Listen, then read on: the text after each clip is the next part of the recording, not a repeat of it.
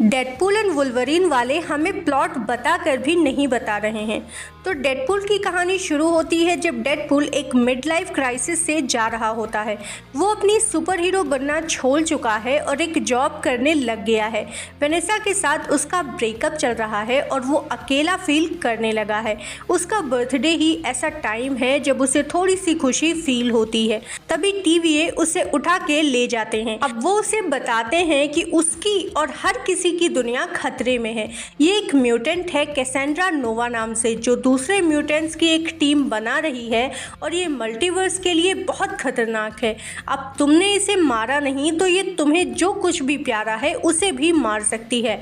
और तभी वो थॉर वाला फोटो भी दिखाते हैं जहां डेडपूल थॉर की बाहों में मरा पड़ा है, पर वो फ्यूचर में होगा।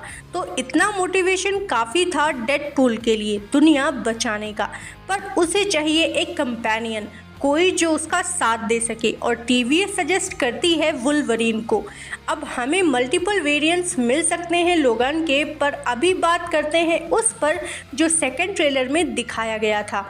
तो ये वुल्वरीन अब अपनी लाइफ पर गिव अप कर चुका है। ट्रेलर में इसकी कोई रिस्पेक्ट नहीं करता और जब ये डेडपूल को मारने के लिए अपने क्लॉज निकालता है तो वो भी नहीं निकलते। एक्चुअली में उसका रीज़न है कि ये वुल्वरीन सेवियर डिप्रेशन में है, क्योंकि सिमिलर सीन हमें लोगन मूवी में भी देखा था।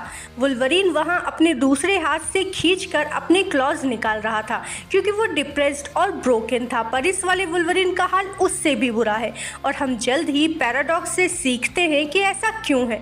वो वुल्वरीन एक्समैन के टॉम्स के पास गिरा है क्योंकि एक्समैन सारे मारे जा चुके हैं। ये वुल्वरीन उनका सोल सर्वाइवर है। अब तुम पूछोगे कि ऐसा क्यों हुआ, तो इसकी दो पॉपुलर थ्योरीज हैं। एक है कि ओल्ड मैन लोगन की तरह मिस्टीरियो में वुल्वरीन को मैनिपुलेट किया हो, ये एक अच्छा सेंस बनाता है। पर पैराडॉक्स बोलता है कि इसने अपने यूनिवर्स को ही लेट डाउन कर दिया। और क्योंकि इस मूवी में डिज्नी फॉक्स यूनिवर्स से बहुत सारी चीज़ें उठा रहा है, तो ये दूसरी थ्योरी उसी यूनिवर्स से एक प्लॉट को उठाती है, और वो है कि क्या होता अगर लोगन ने जीन ग्रे को मारा नहीं होता।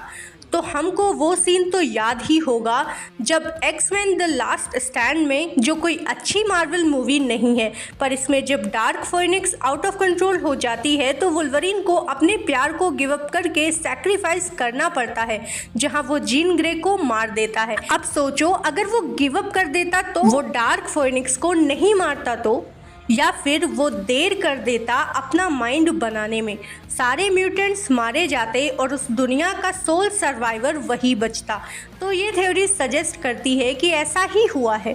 वुल्वरीन ने जिन को नहीं मारा टाइम पे, और म्यूटेंट्स और कई सारे ह्यूमंस मारे गए। इसके लिए कोई भी उसकी रिस्पेक्ट नहीं करता और सबके लिए वो बस एक कावर्ड बन के रह गया है, और वो खुद भी एक गिल्ट में डूबा हुआ है। और इसीलिए उसकी और डेडपूल के बीच लड़ाई भी होती है। कोई करवाता नहीं है, पर वुल्वरीन इस लड़ाई का पार्ट नहीं बनना चाहता और डेडपूल उसे लिए बिना नहीं जाए। और एक एपिक फाइट के बाद डेडपूल उसे मना लेता है क्योंकि वुल्वरीन ने अपनों को खोया है, उसने अपने वर्ल्ड को खोया है, और ये सेम डेडपूल के साथ हो रहा है।